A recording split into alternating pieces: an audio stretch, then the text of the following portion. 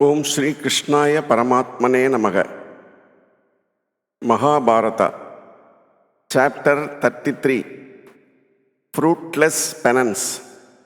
In the course of their wanderings, the Pandavas reached the hermitage of Raibhya on the banks of Ganga. Lomasa told them the story of the place. This is the ghat where Bharata, the son of Dasaratha, bathed. These waters cleansed Indra of the sin of killing Vrita unfairly. Here also Sanat Kumara became one with God.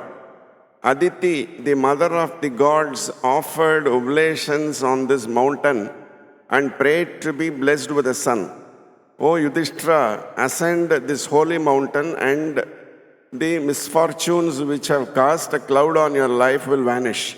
Anger and passion will be washed off if you bathe in the running waters of this river. Then Lomasa expatiated in greater detail on the sanctity of the place. He began the story thus.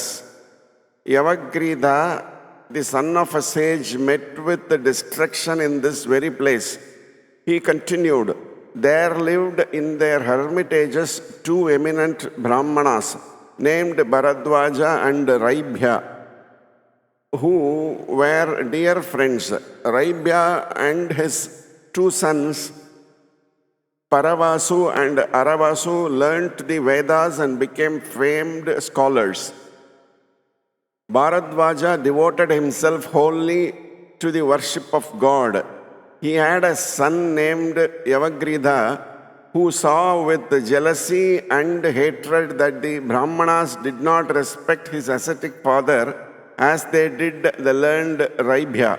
Yavagrida practiced hard penance to gain the grace of Indra. He tortured his body with austerities and thus awakened the compassion of Indra, who appeared and asked him why he so mortified his flesh. Yavagrida replied, I wish to be more learned in the Vedas than any has ever been before. I wish to be a great scholar. I am performing these austerities to realize that desire. It takes a long time and involves much hardship to learn the Vedas from a teacher. I am practicing austerities to acquire that knowledge directly. Bless me. Indra smiled and said, O Brahmana, you are on the wrong path. Return home. Seek a proper preceptor and learn the Vedas from him. Austerity is not the way to learning. The path is study and study alone. With these words, Indra vanished. But the son of Bharadwaja would not give up. He pursued his course of austerities with even greater rigor and to the horror and the distress of the gods. Indra again manifested himself before Yavagrida and warned him again. You have taken the wrong path to acquire knowledge. You can acquire knowledge only by study.